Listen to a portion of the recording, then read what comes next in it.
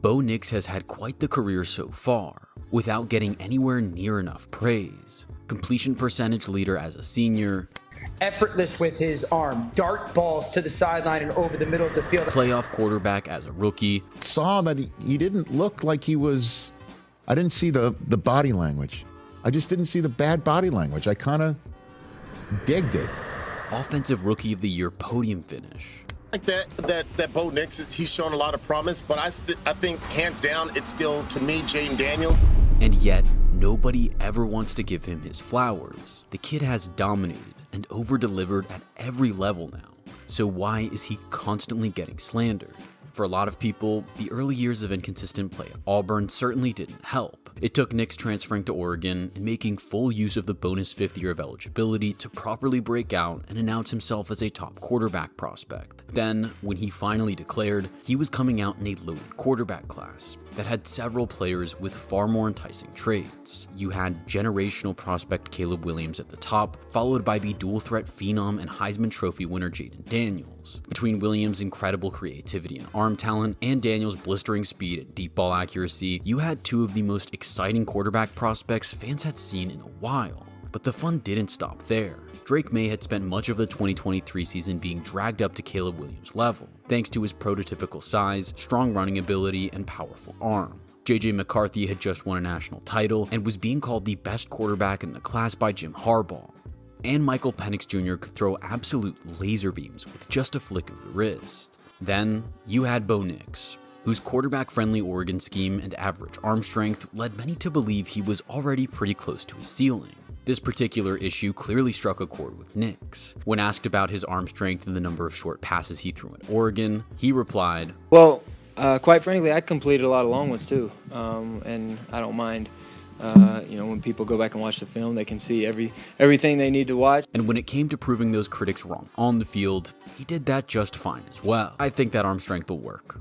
Nevertheless, the rest of the quarterbacks in this class drew all the attention as the high-ceiling options, with each having a standout desirable trait, whereas Bo Nix was considered simply the safe option. A guy who could operate an offense, but displayed questionable decision-making and relied on 30% of his passes being behind the line of scrimmage in 2023, according to Pro Football Focus.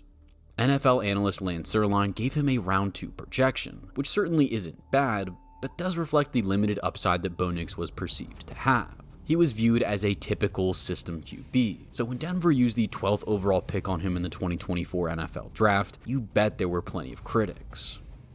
Wow. Denver, okay, they reached, so Bo Nix. Guaranteed bust. They gave a quarterback close to $90 million to go away, and then in my opinion and others, they massively overdrafted.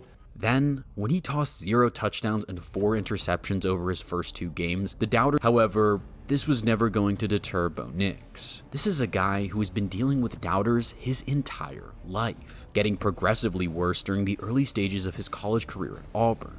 Things kicked off perfectly for Bo Nix as a Tiger. He won the starting job as a true freshman, leading the team to a 9-4 record, and even managed to register an incredible Iron Bowl victory, downing the Crimson Tide by 48 points to 45. He finished the season with 2,542 yards, 16 touchdowns, and 6 interceptions, earning the SEC Freshman of the Year award in the process. By all accounts, this was the arrival of college football's next big star, or so everyone thought. As a sophomore, Nix struggled to kick on, completing under 60% of his passes for the second consecutive season. His yardage and touchdowns declined to 2,415 and 12 respectively, whilst his interceptions ticked up to 7. Then, in 2021, Brian Harsin took over as head coach, and Auburn suffered their first losing season in 9 years. It was a tough time to be a Tigers fan, and those in the crowd had no problem pointing at their quarterback as the primary issue.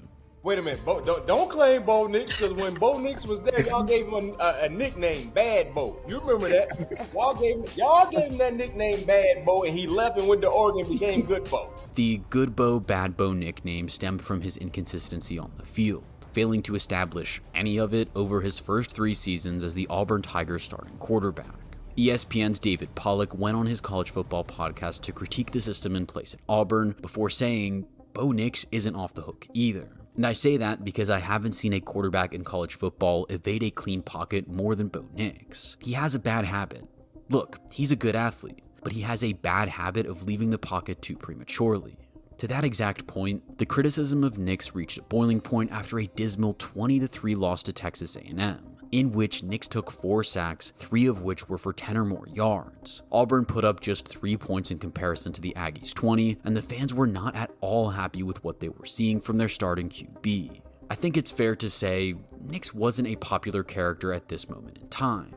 The pressure, combined with the lackluster environment, led him to admit he felt miserable during the season itself, meaning a change of scenery was very much in order. His critics had written him off and decided that his 3 years of starting experience would amount to nothing, and they were able to take another victory lap early into the following season when Nix made his debut for his new team, the Oregon Ducks. A 49-3 drubbing at the hands of Georgia made Bo Nix an easy target. He had 0 touchdowns and 2 interceptions on the day, staring down his targets and making things as easy as possible for the Georgia defenders. The keyboard scouts were quick to enjoy their told you so moment. However, there was one person who was determined not to accept his Auburn tape as his ceiling, and that was Bo Nix. He had been working with David Morris of QB Country, a quarterback development company, since his junior season at Auburn. Morris recognized that Nix's biggest area for improvement were not his raw physical traits, but instead his ability to play the quarterback position itself. Decision-making and footwork were the primary areas that the pair worked on, and with better fundamentals now instilled in him by the time he had made the journey over to Eugene, Nix knew he was capable of rebounding from such a bad debut. Throughout the remainder of his first season in Oregon, Nix was a completely different player. He led the team to a 10-3 record, completing 72% of his passes for 3,593 yards and 29 touchdowns. Impressed with his own work, Nix's QB coach David Morris told ESPN he's gotten good at what matters: checkdowns and not forced throws downfield. His feet have gotten so much better because they're tied to route progressions. He's rarely too early or real late on a throw. To cut a long story short, Bo Nix had proven his doubters in Auburn wrong, and had now firmly found his footing as a good quality college quarterback. And he wasn't done improving just yet.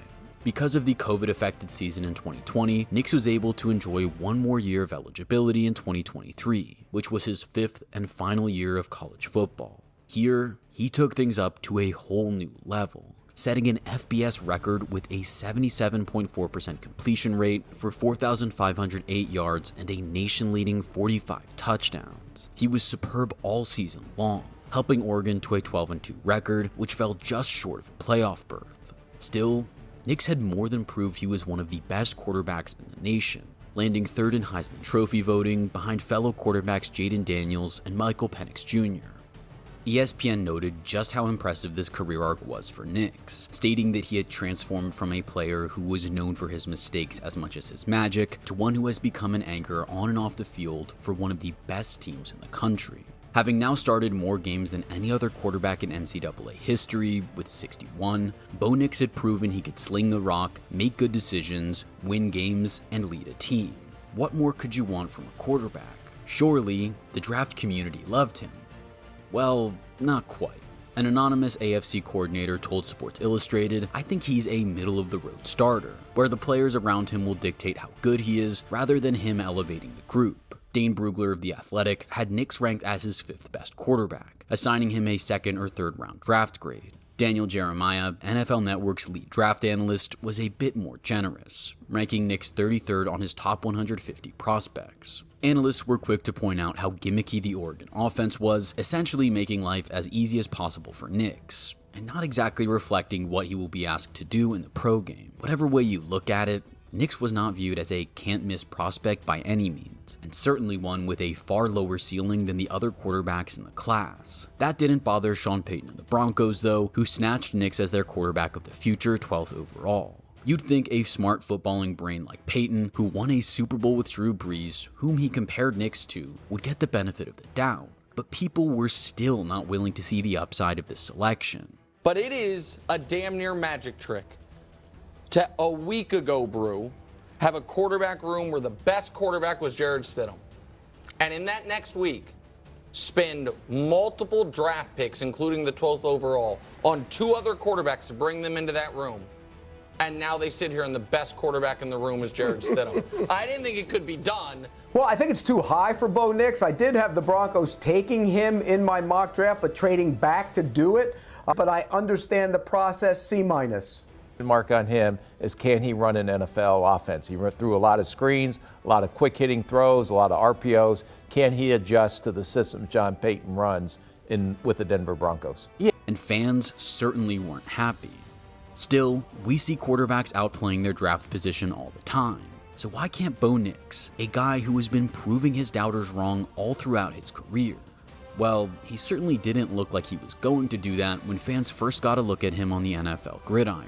His debut saw him complete just 62%, looking about as unprepared for the big moment as you could possibly imagine.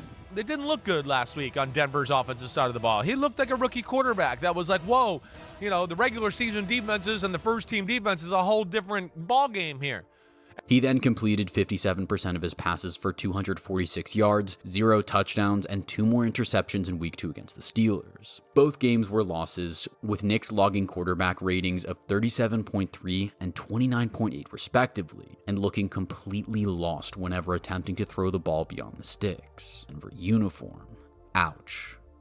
But then, as the season progressed, so did Bo Nix's play. Just as he had done at Oregon, he flipped the script from those 2 awful openers and found his form and style, going on to complete 66.3% of his passes for 3,775 yards, 29 touchdowns, and 12 interceptions. That means, over the final 15 games of his rookie campaign, he threw 29 touchdowns to just 8 interceptions. That's one way to prove the doubters wrong, also showing he was capable of taking over games with a 307-yard, 4-touchdown outing against Atlanta, before landing 4 more touchdowns on Kansas City in the season finale, albeit against their backups. Such was the turnaround that people began talking about Bo Nix as an Offensive Rookie of the Year frontrunner before he ultimately landed 3rd in the voting.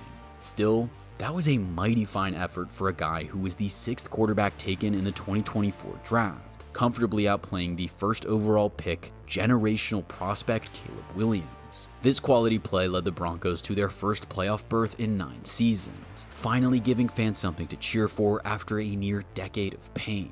I think those fans who were cursing Sean Payton on draft night are feeling a bit better now. Still, despite all that success, you would be hard-pressed to find anyone who talks about Bo Nix in the same way they talk about Caleb Williams or the Offensive Rookie of the Year Jayden Daniels. It seems that no matter what the guy does, he will always be viewed as just a middle-of-the-road quarterback with limited upside. Perhaps this is a hangover from his Auburn days or from his selection as the 6th overall quarterback in a loaded class. Either way, there is no denying that Bo Nix is one of the most disrespected quarterbacks in the NFL. And we think it's about time that he got some love. But what do you think? Is the future bright for Bo, or are all the doubters wrong? Let us know in the comments.